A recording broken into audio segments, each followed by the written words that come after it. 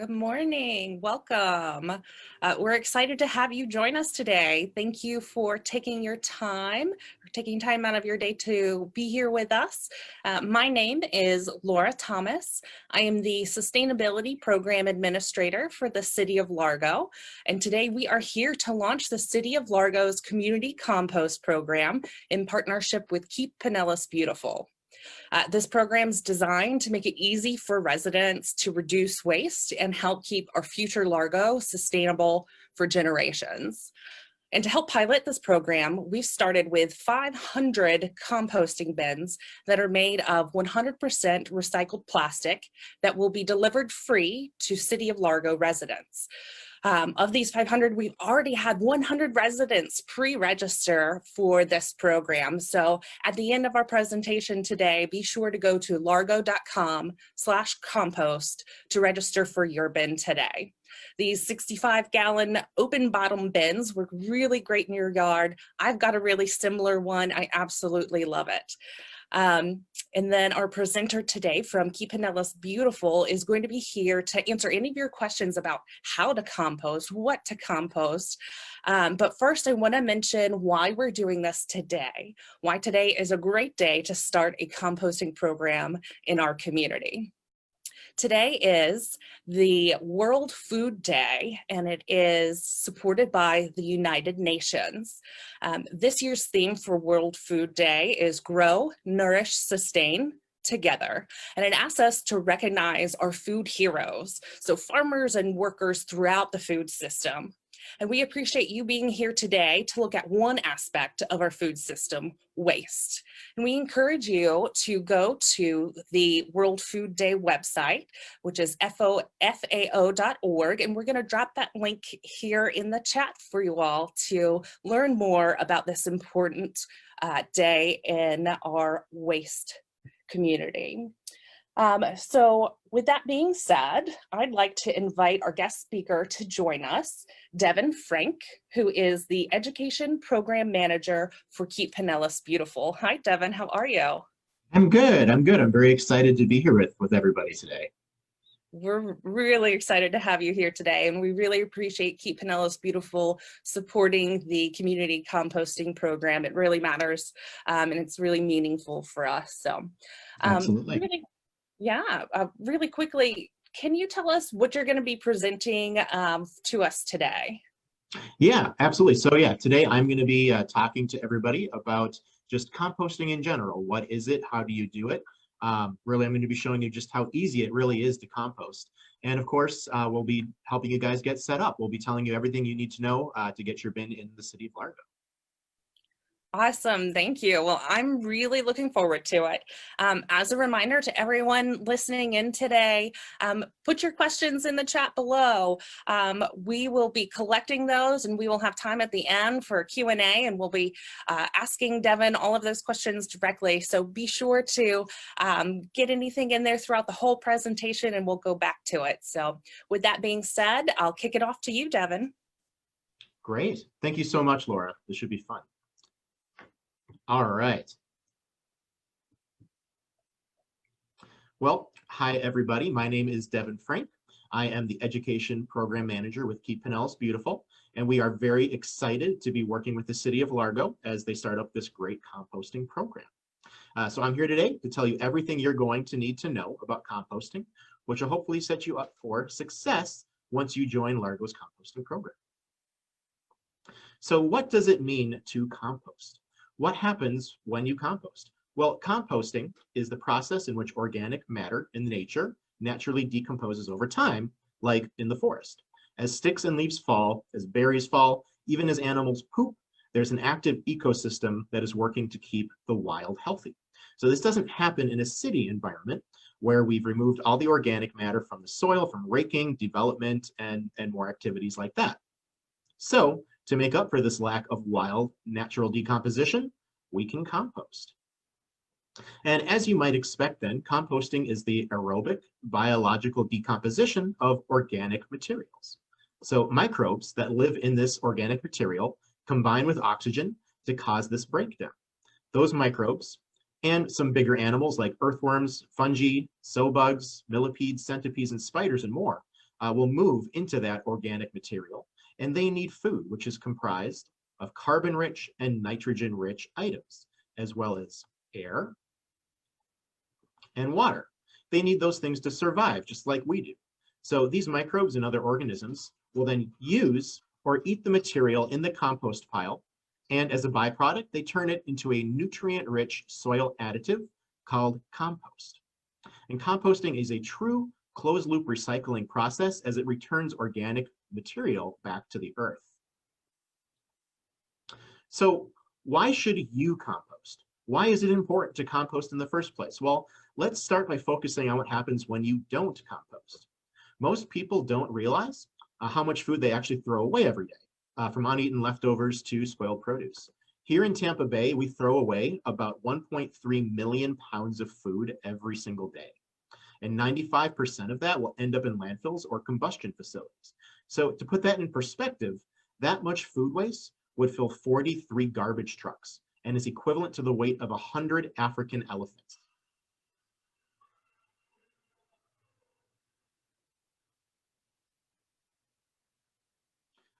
Across the whole country, 133 billion pounds of food is wasted every year. That's actually more than the weight of the entire Great Wall of China, which is 13,000 miles long. And in fact, half of collected household refuse could be composted instead of thrown out. Another problem in landfills is the buildup of yard waste, as this kind of material has also been building up. And nearly half of all US states now ban yard waste from landfills because it represents such a large volume and because it could be productively composted instead. So all of this organic waste ends up in the landfills. It's a huge problem. It squanders compost's many potential benefits, but it also contributes to environmental problems like water table contamination and greenhouse gases. As the landfill gets continually filled and covered, no air can pass through, which causes anaerobic conditions where there's a lack of or no oxygen that gets in at all. In these conditions, decomposition of organic waste produces methane gas, which must be released to relieve that pressure buildup. And methane is an incredibly potent greenhouse gas. In 2018, methane produced about 9.5% of all human-made greenhouse gas emissions in the US. That might not seem like a lot, but methane has a global warming factor that is 25 times greater than carbon dioxide over a 100-year period. So the best way to decrease methane, in this case, is to compost. So now that we know what's going on when we don't compost, let's take a look at the benefits of composting. So first, composting prevents erosion. Adding compost to embankments parallel to creeks, lakes, and rivers prevents the soil erosion and silting from happening, and turf loss also on roadsides, hillsides, playing fields, and golf courses. Composting can also reduce your carbon footprint on the planet. Composting reduces methane emissions, as we previously mentioned, but it also helps to stop pollutants in stormwater runoff from reaching streams, lakes, and rivers, as well as the ocean. You'll actually reduce your household waste, possibly by around 50%. And compost reduces the need to use chemicals in your gardening, whether you have a full garden outside, flowers in your flower pots, or even just grass in your yard. Less fertilizer and herbicides will improve the health of your yard, and using less fertilizers means you're saving money too. And last but not least, compost is best known for improving soil quality and health, allowing yards and plants to thrive.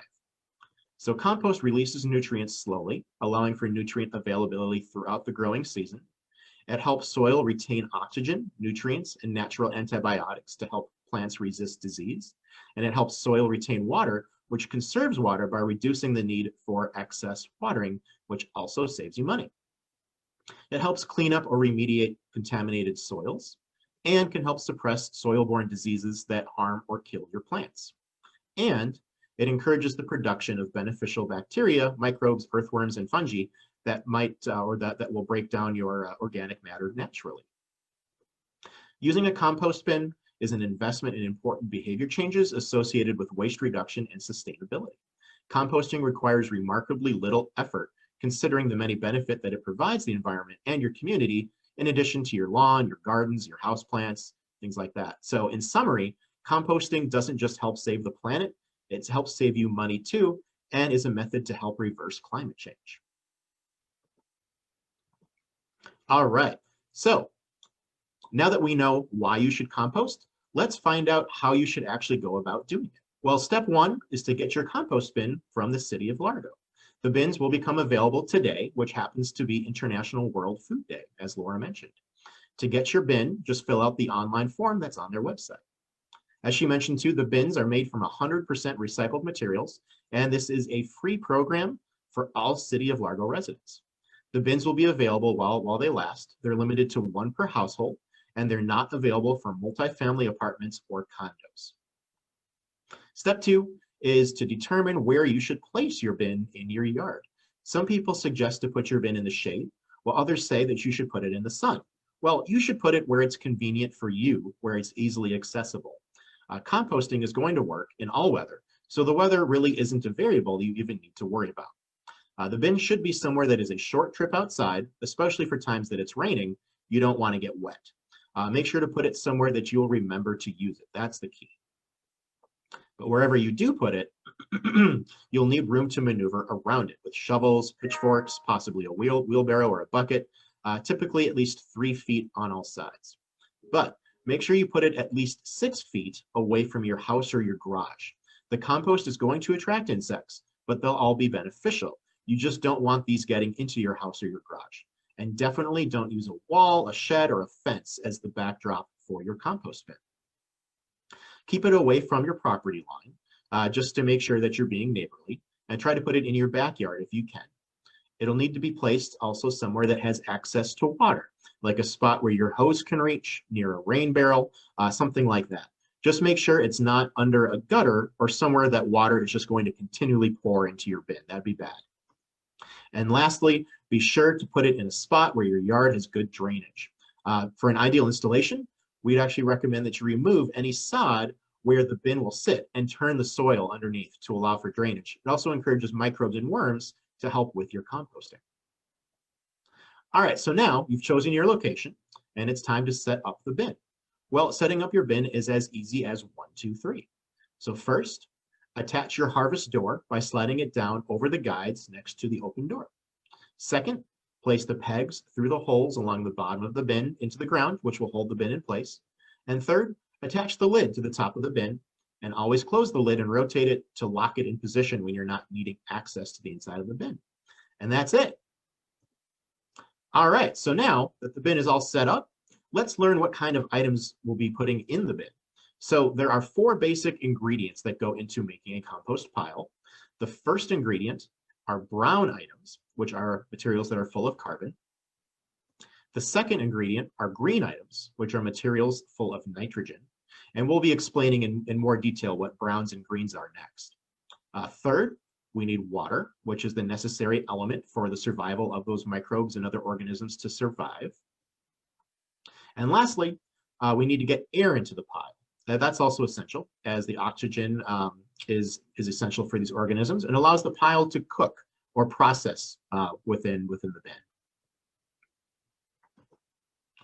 All right, so let's explain what those brown materials are in a little better detail here. So brown materials are dry materials that are very high in carbon and are the reason that your pile is not going to stink or attract unwanted creatures. These brown materials are going to make up 60% of the materials that are in your pile. Some acceptable brown materials to add to your pile would include things like dried leaves, mulch, small sticks, white paper, cardboard, newspaper, dried grass, wood shavings, sawdust, napkins, coffee filters, human or pet hair, and dried weeds. But not all types of dry materials that are high in carbon can be composted.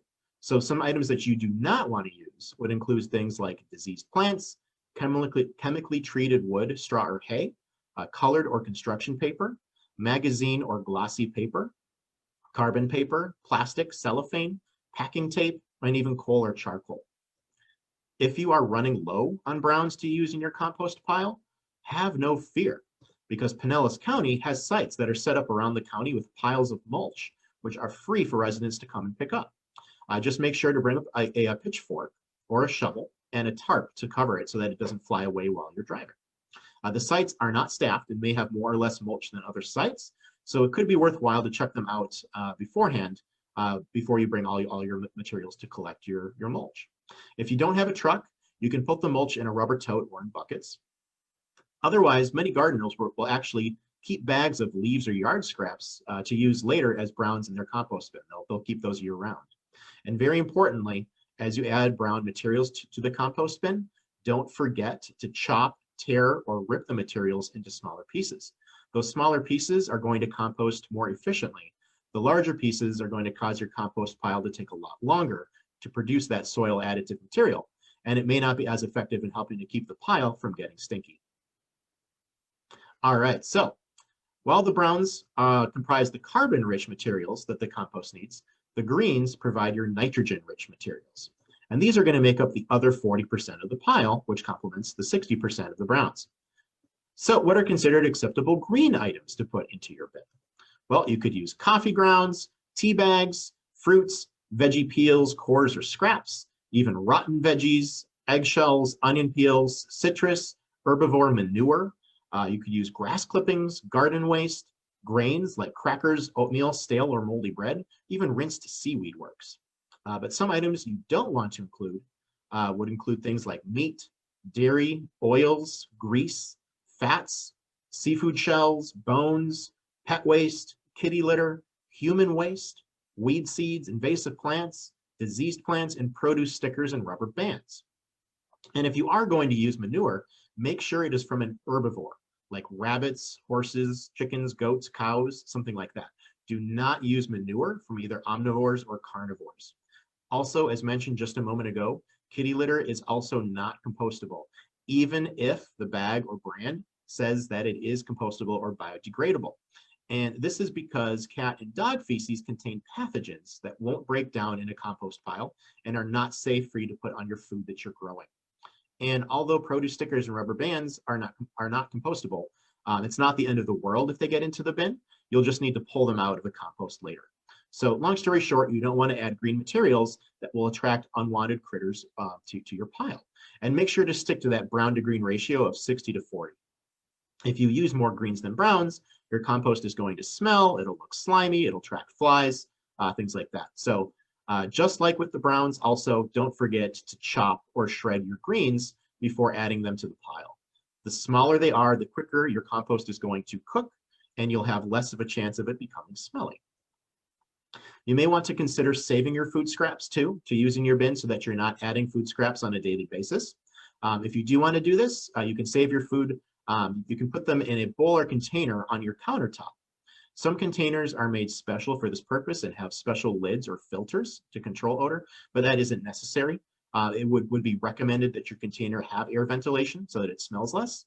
And always cover it with a cloth or paper towel or a lid that has holes. Lining the container with recycled newspaper or paper towel can also help make it quick and easy and empty to empty and clean. And you should also consider actually keeping your food scrap container in your freezer. Not only does it take less energy to freeze a full freezer than if it's empty, but freezing your food scraps actually helps break down the cell walls quicker. It helps to start the composting process quicker. All right, so now that we know what goes into the bin, let's start putting stuff into it. So first, make sure the bin is sitting exactly where you want it. And before we start here, actually a recommended sheet to set up before you add your materials is to add in large branches or sticks or a PVC pipe that has holes drilled into it that run up and down the height of your bin. So these items are going to help create air pockets in your compost, meaning that you'll need to turn it or mix it less. This is not a requirement, but it helps to make composting just that much easier. So, all right, to start, you're going to want to add a layer of browns to the bottom. That layer should be probably the thickest layer, at least 4 to 6 inches thick. And next, you'll add a layer of greens on top of the browns. What's important is with every layer of greens you add, a layer of browns must be added on top of it. And the layer and the material on the sides of the bin should always be browns, even if it is a green layer you're adding. Make sure that your green layers aren't a perfect green thick layer, as this would prohibit air from getting in, would cause it to become anaerobic, stinky, and slimy. So as you keep adding layers, make sure it's continually an alternation of brown and green. And as you add your green layers, Avoid dumping all of your material into the middle of the bin, making a mountain of greens in the middle. Eventually, everything will end up rolling off of the top and is going to end up along the sides of the bin, which you don't want. So to prevent this from happening, make deposits going around the outside of the bin as well as in the middle, which will make a flatter surface on top. All right, so once your browns and greens are added, you'll need to regularly maintain your bin. This includes turning or mixing your pile, watering it, and simply just observing it. So turning your compost provides aeration so the microbes can breathe and helps to destroy undesirables like weed seeds. By keeping the temperature of the pile up, it reduces odor problems too. It also helps break up clumps and layers and helps the pile to cook faster. You should be turning your pile about once every week or two. The best time to turn it is when the center of the pile feels warm or when a thermometer reads between about 130 and 150 degrees Fahrenheit. To turn your pile, you can use a lot of different kinds of tools. Although there are compost turner tools that are specifically made for this purpose, you could also use a pitchfork, a shovel, a rake, even a broom handle would work. This bin is designed to have materials continually added to it, excuse me, so it does not need to be turned all the time. Aim to turn it every 6 inches or so, going down as far as you can when you turn. If you're putting all of your force into it, you're probably digging down too far. So watering your pile is also an important part of maintenance too. The compost pile should be kept at about a 60% moisture level, meaning that it should feel like a damp sponge. So a good time to add water to the pile is when you're turning it, if more water is needed. So you should be paying close attention to your water level, and that's going to help your compost finish cooking quicker too. And if the organisms don't get enough water, they may go dormant and stop doing their job. But if the pile is too wet, you're going to have a rotting pile instead. So to determine if the moisture level of your compost pile is just right, you should do what's called a squeeze test. So to do this, push aside the top layer of the compost, using gloves of course. Then take a small handful of the compost and squeeze it firmly in your hand. If it falls apart after you squeeze it, the compost is too dry. So to fix this, just add water. If it's going to rain, you could just open the lid up, but make sure to close it after a bit so that it doesn't get too wet. If the squeeze test results in water pouring out from between your fingers like a steady drizzle, then the compost is too wet. To get it to dry, open the lid to let water evaporate and turn the pile to aerate it. Or you could mix in more browns too, that works as well. And if you squeeze the compost and it clumps together like Play-Doh or clay in your hand, with possibly only just a few drops of water running out, then the water level of your compost is just right, and you should just continue on as you've been doing. And finally, the last part of regular maintenance is observing your pile. So you should be a constant observer of your compost. Just keep checking on it. Notice what's happening with it. Does it smell? Is it too wet? Is it too dry? Are there pests or insects that you don't want? The more that you observe what's going on with it, the better that you can care for it, and the faster it's going to cook into its finished compost. Within the first week, you should notice the pile is warm. It should have a slightly sweet, pleasant smell, and this means that your compost is cooking. All right, so when your compost is all done, it is time to harvest it. The compost should take about 8 to 12 weeks to reach this point. If you follow the suggestions that we've provided, hopefully the compost will cook faster rather than slower. Your finished compost is going to be dark brown, have a rich, earthy smell to it. You can remove that finished compost through the harvest door on the bottom of your bin. Simply lift up the door and temporarily remove it if you wish. The door it is. Then you can use a shovel to pull the finished compost out through the open door. So now you've got your finished compost, and you might be wondering what you can do with it. Well, there's a lot of applications for it. So first you can use it in your garden, whether it be a veggie garden, an herb garden, a flower garden, whatever it might be. Just add the compost to the top of the garden soil as a top dressing. You could also mix the compost into soil for a new garden or between planting seasons. Compost can also be used on your shrubs and trees, again, as just a top dressing.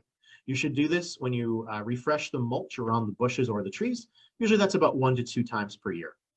And you'll just go on to put the mulch on top of the compost. This is especially good for fruit trees and tropical shrubs that you may otherwise just ordinarily fertilize. Be sure to pull the compost and mulch back from the trunk though. The best place to compost for a tree is under its drip line, not against the trunk. You should use the compost on the lawn. University of Florida IFAS extension, they recommend applying 1/4 to 1/2 inch to your whole yard. To do this, just simply put it on your lawn and rake it in so the grass is not smothered and it can still breathe. You could also just apply the compost to bare areas of your yard, just helping those specific areas to grow too. So adding compost to your yard will improve the soil health. It's basically like a probiotic for your yard. It's going to increase the water percolation in the yard. It'll help water to soak into the soil, which will better lead to less runoff. And it encourages the roots of your grass to grow deeper so they can access more nutrients and deeper groundwater. Remember that compost is not banned any time of the year, while fertilizers may be banned during the rainy season. And compost can be great for seed starting or potting mix too. You'll just want to make sure that you sift the compost first so that you're only using the smallest pieces of finished compost, preferably using a wire sifter that's no bigger than about 1/4 inch, the holes. You're going to add this material to the top of your already potted plants or just use it for your potting mix. Larger pieces of compost that you've sifted out can then just be used as mulch, or you can return it to the compost pile to be broken down further. If you're not ready to use the compost immediately, it can be stored as well. Simply storing it in a pile on the ground is okay, or it can be stored in an empty compost bin, in a large flower pot, a rubber tote, or even empty trash can. Just make sure that the pile is covered to protect it from rain and extra moisture, but it will need some airflow. Just make sure that the cover isn't on airtight. You might need to poke a few extra holes in the container or its lid. Basically, you want to try to use the finished compost within about 6 to 12 months to get the most out of the nutrients that it's going to provide. All right, so even with the best and most careful practices, problems still might occur. So let's talk about how to fix some of those common problems that you might encounter. First, let's talk about what happens if your pile gets really stinky. If you're not out smelling your compost every day to check its odor, you can watch for signs of pests in or around your bin, like black flies or fruit flies that are buzzing around the bin. That's a sign that there's a bad smell coming out of the bin. We're going to talk about rodents specifically in just a bit. There's a variety of reasons why your pile may smell bad. It could be there's not enough air, or if you're using specifically too much food waste as your greens, but usually the bad smell is caused by using too many greens overall and or too much water. So the best thing to do is to try and prevent the bad odors from happening in the first place. So just cover the food scraps and the green layers with brown materials, soil, or finished compost. Use a lid to help keep the moisture in the bin. Make sure that you're not using meat, dairy, or even cooked foods in your compost. Try to be mindful about what is going into your bin. But don't worry, stinky piles can be fixed. So you can try mixing in more brown materials and covering well with additional browns. You can turn it to add air. Try adding untreated wood ash, sawdust, or shredded newspaper. You can also try topping the compost with already finished compost. And if drainage is the problem, you can actually build a plank floor for your bin, which will raise it off the ground. You won't be able to use the stakes to hold the bin in place, but once your bin is about 1/4 to 1/3 full, it should be heavy enough that it's not going to move around very easily. All right, so if you do get rodents, don't despair. There are things that you can do to get rid of them. So first you need to determine how bad the problem is. Do you have just an occasional rodent visitor? Or is that visitor bringing his whole rodent extended family with him? If you do have a bunch of rodents, there's likely some contamination from their urine or feces in the bin, which is going to contaminate your compost and make it unsafe to use. You'll have to empty out your bin, clean it out, and start over with brand new compost. That contaminated compost should sit for at least 6 months. Then you can add it back to your new compost with lots of brown materials to make sure that it's safe. And if you only have one or a few rodents, just make sure that there are no scattered or uncovered food scraps. This is going to attract the rodents. If you consistently cover your greens with browns, that's going to make it more difficult for those rodents to get in. Also, make sure none of your food scraps are along the sides or of the inside of the bin. So this bin is specifically designed, it has air holes that go along the sides that allow for airflow. So that'll allow smells to get from inside the bin to get out. So if you do have food along the sides, it's going to attract these rodents. This is why it's important to always have browns lining all layers inside the bin, why you shouldn't just make a mountain of greens in the middle of your compost pile. Also, make sure that the bin is closed and locked unless you are adding in or mixing materials or adding water. And again, you don't want to use fats, oils, meats, and seafood in your bin. Make sure that there's no debris or clutter around the bin, especially nothing leaning up against the bin itself. These items create living and hiding places for the rodents. So just move these items away from the bin or remove them completely if you can. And if necessary, try changing your own composting practices. You could try adding a lot more browns. You could move your bin. You could add more water. Just try something different. You could even add wire mesh under your bin. That might help them from burrowing underneath. But the bottom line is that rodents are creatures of habit. If you do something different with the bin, you're going to be interrupting their behavioral patterns, and they might just leave on their own. But please remember, rodents are part of the food chain. Please don't poison them. Doing so is also going to poison the owls, the hawks, eagles, and other predators that eat them too. So in summary, if you follow these good practices, you're unlikely to encounter any of these problems. A slight odor here and there is normal. But as you get better at composting, you should be able to avoid these problems altogether. So here are some frequently asked questions when it comes to composting. First, how often should I turn my bin? Well, turning your compost helps it to make sure the materials are well mixed. It's going to help to break down your materials more quickly. So typically you want to turn the bin once every 1 to 2 weeks for the quickest results, and try to mix before you add in any new materials to the top. How can I be sure that my compost is getting enough aeration? Well, as Ed mentioned before, a great cheat for this is to set up your PVC pipe with holes or large sticks in your bin before you even get started. Just make sure not to get any compost inside the PVC pipe. Otherwise, if you maintain your habit of just turning the pile every 1 to 2 weeks, that should help to provide the aeration that your pile needs. All right, so what if the bin is full, but your compost isn't done? Well, you've got a few options of what you can do in that case. So option one is you could get a second compost bin to continue on with your composting. The pros of this would be that you are making a lot of compost. The con is you may not want another compost bin in your yard, and Largo can only provide 1 bin per household. Option two is to remove the bottom half of the contents from the bin out of the harvest store, and you can let that material finish composting on the ground outside the bin. So the pro of that solution is that you're not going to need a second compost bin, but the con is that you'll have partially finished compost in your yard. You could put that removed compost in a flower pot with holes, or in a rubber tote with holes drilled into it instead. It'll still need the same attention as if it was in the bin though.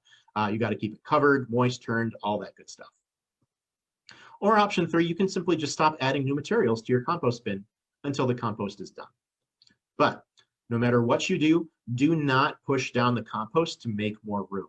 This is going to push air out of the compost, which will slow down the process. It's going to make it smelly as your greens will rot. So the best solution is just to follow the best compost management practices you can so that your compost will cook as fast as possible. You may need to turn it more, you might just pay more attention to it in general, but smaller pieces of browns and greens into the bin is going to help too. Give it more water, use a little bit less browns, but make sure that the browns to green ratio does not drop below 60 to 40. All right, so another commonly asked question is knowing when the compost is done and ready to be harvested. Well, it will be done when there are no more visible food scraps. Nearly everything should be broken down. There might only be just a small amount of browns left, but those should mostly be broken down too. And it's going to have a very rich, earthy smell. So to test if it's done, you can do what's called the germination test. So for this test, you're going to use 1 to 3 small flower pots. You want to sift the compost, then put just the smallest bits of that compost into each pot. Put a couple seeds in each of the pots, and if they spout, grow and produce a first regular or true leaf, then the compost is likely done. But if they don't sprout, or if they sprout then die, compost likely isn't done, it's probably still in a phase where it's actually breaking down the plant material itself. It's still eating the green and the brown materials. Another option, another test you can do is what's called the bag test.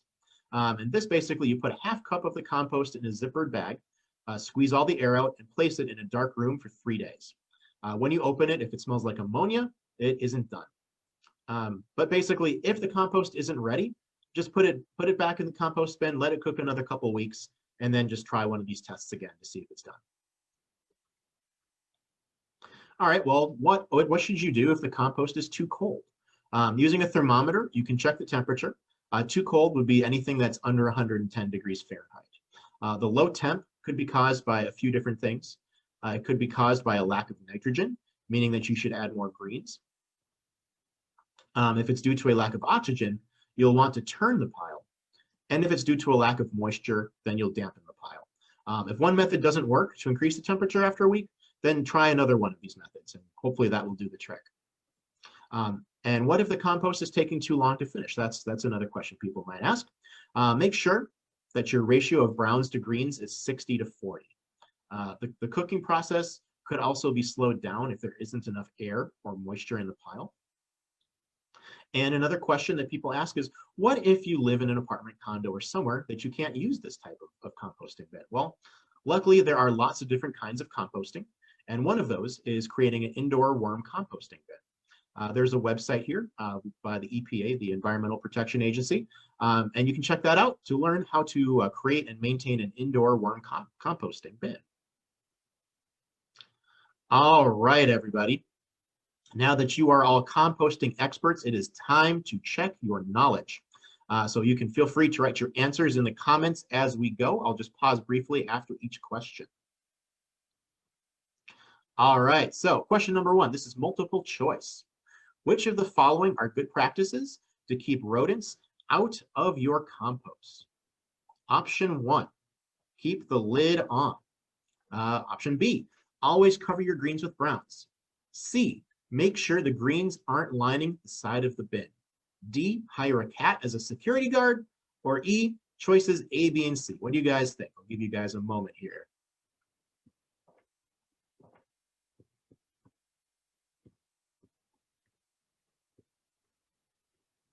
All right, well, as you guys might have guessed, it is choices A, B, and C. Yes, all 3 of those things are good to do.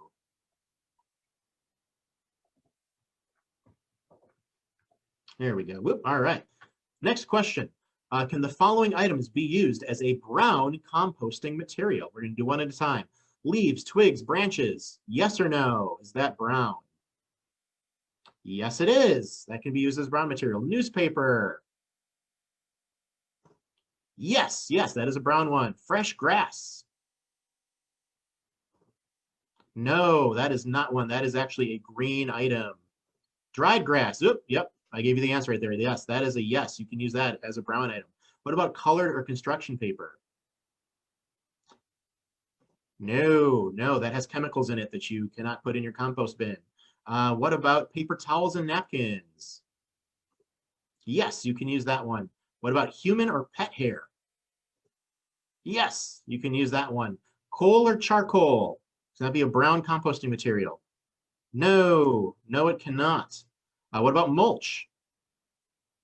Yes, it can. And remember, Pinellas County has multiple sites all over the county that we can go to pick up that mulch. And what about dryer lint? This one's a little bit tricky. Dryer lint, yes or no? It's actually yes, but it depends. You have to make sure that all of the material in the lint is made out of 100% natural materials. All right, same question, but now what about greens? Which ones of these can and can't be used as a green composting material? So first one, coffee filters with coffee grounds. No, it's also actually kind of a trick question here.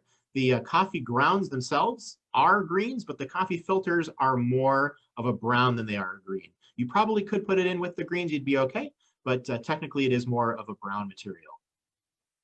Fruit and veggie scraps.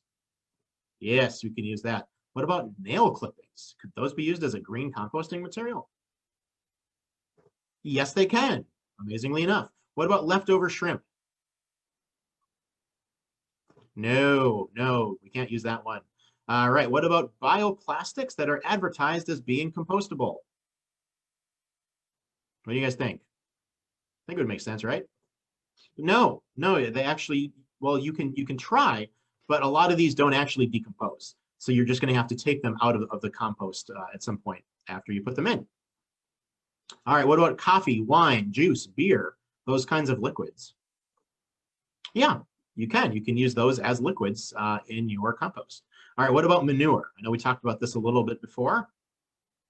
What about manure? And that is a yes, you can, but remember, it depends. The manure has to be from herbivores only. You can't use any manure from omnivores or carnivores. And grains and breads, I guess I just gave you the answer there. That is a yes as well. And then we also talked about this briefly. What about kitty litter that's advertised as compostable? And that is a, whoops, got the chat box up here. That is no. Yep, for the reason, remember that dog and cat feces actually contain pathogens that should not be added to the compost. All right, back to a multiple choice question here. Which of the following is not a benefit of composting? A, compost can prevent soil erosion. B, it reduces the amount of food waste entering landfills, reducing methane emissions. C, it reduces the need for fertilizers. And D, it improves soil quality and health. Oh, and also E, I should say as well, composting will provide you with a lot of vigorous exercise as it requires a lot of strenuous work. What do you guys think? Which one is not a benefit of composting? Give you another moment here, and the answer is E, because actually it should be fairly easy to do. So if you are putting a lot of strenuous work into it, then you need to rethink what you're doing there and try to make it a little bit easier. All right, number 5, true or false? The squeeze test is used to determine if the compost is done and ready. True or false? Is that what the squeeze test does? What do you guys think? The answer to this one is false. So the squeeze test is actually used to determine the moisture level of the compost. All right, number 6, true or false? You should sift your compost if it will be used in flower pots. Yes or no? Should you be sifting your compost to put it with flower pots and smaller plants? True. Yes, you should. The larger pieces that you sift out can be used for your larger plants as mulch, can be returned to the compost bin to have them continue to break down. All right, true or false? If using compost for your trees, the compost should be placed 3 feet away from the trunk. True or false? That you should be putting that compost not up against the tree trunk, but you should be putting it 3 feet away from the trunk. What do you guys think? Yes or no? True or false? That's actually false. What you want to do, you want to place the compost under the drip line of the tree. Remember, that's the edges of the canopy. It's not just a specific measured distance out. And guys, that's it. So thank you all for joining us today. We wish you all the best as you begin your composting adventures. If you have any questions about how to compost, acceptable materials, or other issues that are related to your composting process, please feel free to reach out to us here at Keep Pinellas Beautiful. Our email address is up on the screen, info@kpbcares.org. And if you have questions related to signing up for the program or collecting your free bin, you should contact City of Largo Public Works at compost@largo.com. We would love to see your compost pictures too. So if you do post them on social media, please use these hashtags, hashtag Keep Pinellas Beautiful, Do Beautiful Things, or KPB Cares. And that's it, everybody. Thank you so much for joining us today. Thank you, Devin. That was really wonderful. I definitely learned a lot, and I know that at the end of our Q&A session here, I'm going to be stepping outside to my compost bin and doing a couple of tweaks there. So thank you for that wealth of knowledge. Absolutely. We have a ton of comments and a ton of questions. That's wonderful. We're excited to see that. So if you're still thinking of questions, definitely keep entering those into the chat below. We're going to get through all of those for you today. So with that, we'll go ahead and jump right into it. If you're good with that, Devin. Let's get some questions in. Perfect. Now, some of these you might have addressed after the question was asked, but maybe we'll just revisit to make sure. Yeah. But our first question is from Sue Brown Porter, and she asked, does the bin attract vermin and how do we prevent this? It can, but just remember, it's all based on your general practices, your general management of the bin and where you place it. So just remember, don't place it up against a fence or a building or a shed. Make sure that it's at least 6 feet away from all of that. Make sure that there's not any just general material that's scattered around the bin. You want it to be in an open area. And then again, just the general practices. Keep the lid closed when you're not using it. Make sure that every time that you add greens, you're adding browns right on top of it, right then and there. Make sure that those greens are not up against the sides of the bin, because then the smells of it are going to get out. Just a lot of these little tips and tricks are really going to help. Awesome, thank you. Mm-hmm. We've got a couple of questions here from Aliska Dima. The first one is, will the bins have RFID chips in them, like trash cans and recycle bins? And I'll take that one. Okay. These will not have the RFID chips because we won't be collecting anything. So those chips help us measure different things related to our collection of trash and recycling. But since the city is not collecting any of the compost, we will not have those chips. And then the second question they had was, what is an ideal place to position the compost bin? Well, the most important thing about positioning your compost bin is you want it to be somewhere that's convenient for you.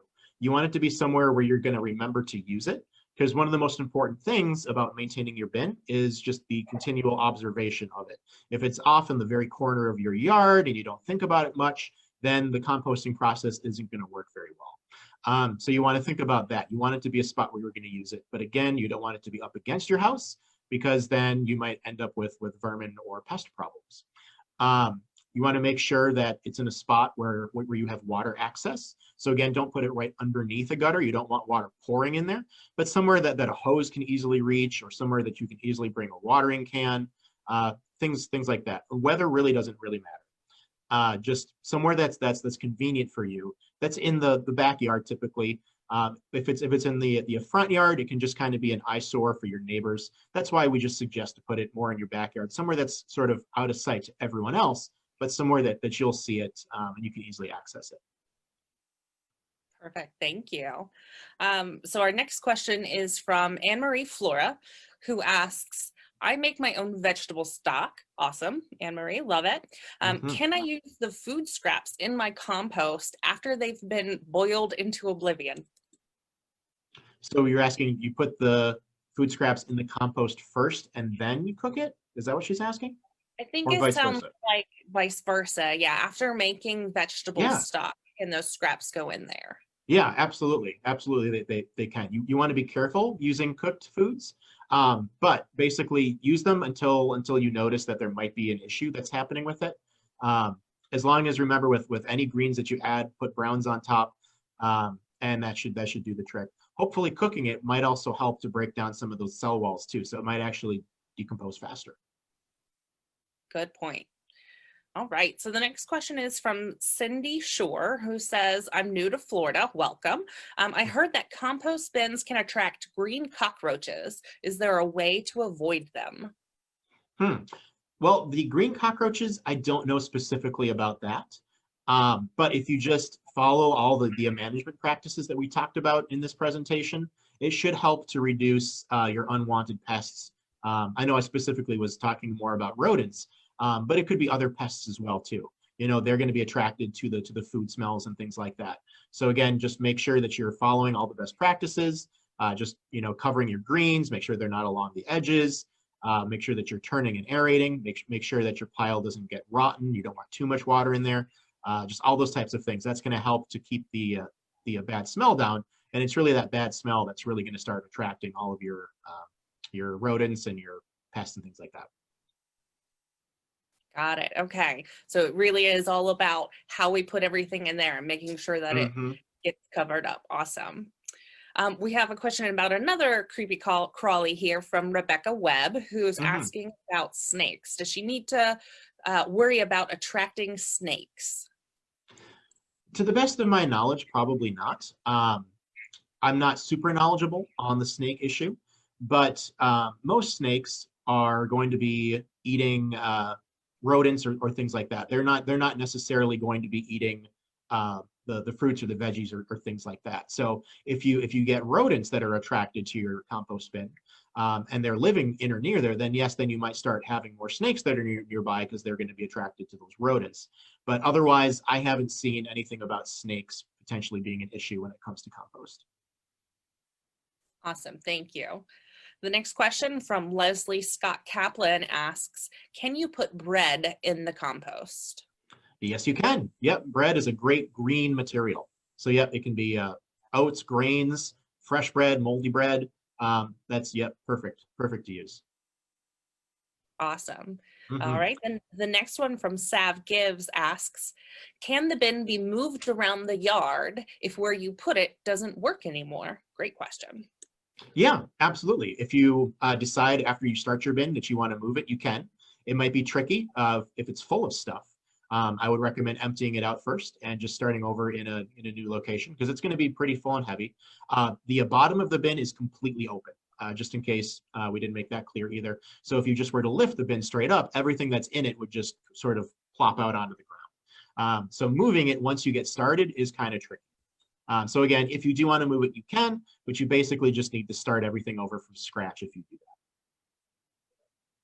that. Okay, perfect. Good to know. Aliska Adema asks another question. What about Mhm. wood ash? Can you use wood ash in your compost? Yes, you can. Yep, wood ash is another great brown material to add. The important thing when you're using wood ash or things like that, just make sure that the wood is not treated initially. If it's treated, you don't want to use it with chemical, whatever the chemicals might be. Just make sure that it's just regular wood ash. But otherwise, sawdust, newspaper clippings, things like that work really well for your brown materials. Perfect. Okay, the next question from Leslie Scott Kaplan is, should part of the brown layer be dirt or how about sand? Nope, it doesn't need to be.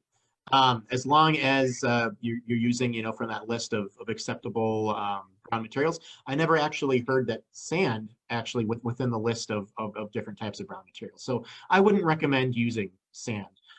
But what you can actually use as one of your brown materials, you can use finished compost as one of your brown materials. So that works just as well as using sticks and leaves and the wood ash and all that kind of stuff. Works just as well. Awesome, thank you. This next question comes from Megan May Martinez. Very interesting question. I'm Okay. a mushroom farmer in Largo, and we are looking for a way to compost or donate our used materials, such as sawdust and soy hulls. Who could help? And I will say that Megan, hi, thank you for joining us today. I remember you. I'm so excited to be able to mention this. Megan is a co-owner of Largo's best and only urban mushroom farm called Mayshroom in the city of Largo. So Very again, nice. thanks for joining us, Megan. And I think we replied, the best thing to do would be to reach out to sustainability@largo.com. If we want to put that back in the chat, just as a reminder, but just reach out and we can help connect you or figure out some way to get that question solved for you. So thank you for posing that to us. We have another question from Aliska Adema here. Since most of us won't have enough material accumulated to fill the bin all at once, can we add as we go, keeping the ratios in mind and mix everything together at that time? So not having enough material to fill it all at once, can we add as we go, keeping the ratios in mind? Yeah, you can definitely add as you go. You can add more to the bin basically every single day. Just remember, one of the keys is to keep turning your bin too. So you want to turn it, every 1 to 2 weeks or so. So it's not just about adding the layers and letting it sit. Just make sure that you're turning it too. If you do need materials quickly, remember there are sites around Pinellas County that have free mulch, so you can go pick that up. It could be something too that as you start this program, you want to start building up and saving those types of things.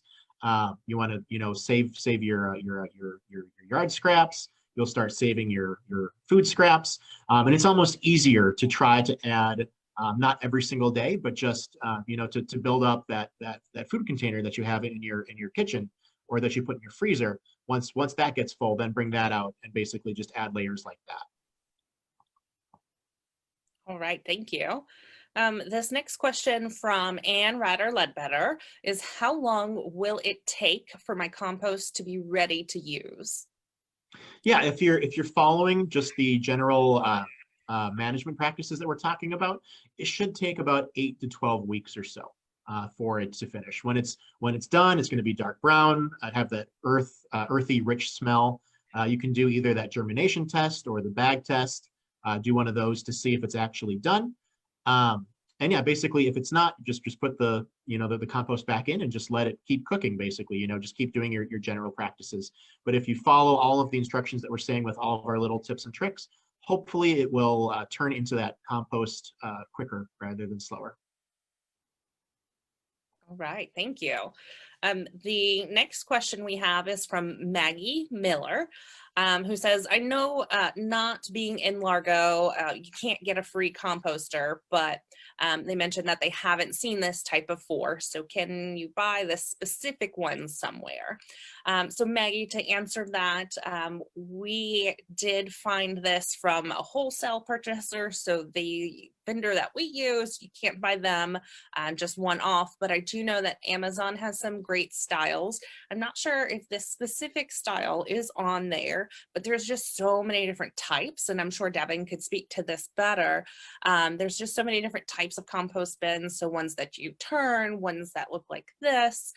Some people just do open air compost. They tend to have a little bit more experience than, say, someone like myself who prefers the bin, or even just pits, or things with mesh around them. So there's a lot of different types. Pick the one that's best for you. We really like this type because it's really great for people like myself who are just getting into this and learning about it and kind of playing around and seeing how to do it best. So I don't know if you have any other thoughts on that, Devin. I really don't. You pretty much touched base with it. Yeah, there are so many different kinds of bins, and really even just doing a quick Google search for composting online will help you to figure out which type of composting is right for you based on your situation.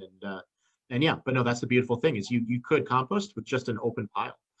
You don't have to have a bin or something to put it in. So it just helps it. It makes it easier. It contains it. You'll have less problems potentially with rodents and pests and things like that. But yeah, no, composting is very easy to do, for sure. Perfect. Okay. So let's see this next question. We have a couple left. And so as we get towards 1 o'clock here, again, please be sure to throw in any additional questions that you might have. But this next question from Charu Walker says, are there more events for Food Day, for World Food Day? Because again, we wanted to celebrate World Food Day from the United Nations by launching this program today. Now, there are a number of events that are happening throughout the world and online. And again, we encourage you to go to fao.org, the link that we had at the beginning of our presentation today. And if you visit that, you can take a look around the website and see what else might be happening. And then let's see, we have one last question. Okay, so this is from Leslie Scott Kaplan, who's asking, when will the bin arrive at our homes, right? So after requesting it and listening to this awesome presentation and conversation, when do we actually get to do it, right? So Largo Public Works will be delivering those bins a couple of different days during the week. So it could take up to a few weeks to get your bin, especially at the beginning when we're going to have a lot more requests. So if you have specific questions, you can feel free to reach out to Largo Public Works at compost@largo.com. But it will be a little bit before we can start getting those to everybody, with distribution starting today. So if you were one of the first to sign up, you should be one of the first to get your bin also. So I want to throw out a quick reminder to everybody to like this video if you enjoyed Devin's presentation, if you enjoyed the Q&A we had today, like this video for us. We really appreciate it.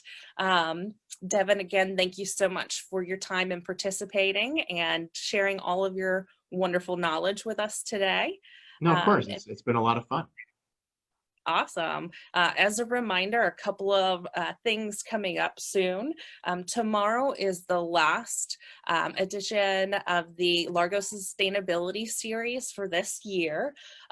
So that is tomorrow here on Facebook Live at 10:30.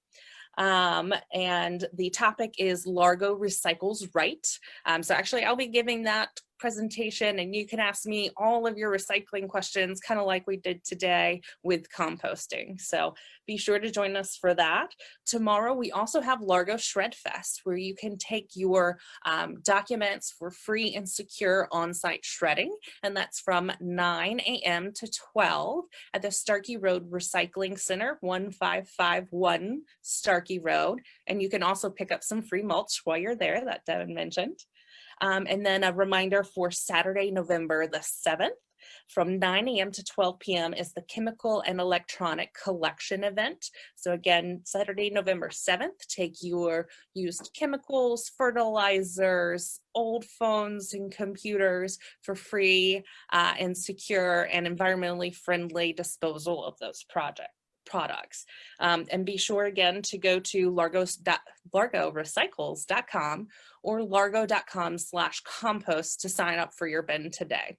So thank you all again for your time and for joining us. And thank you again, Devin. You're a wealth of knowledge. What a wonderful presentation. Absolutely, thank you.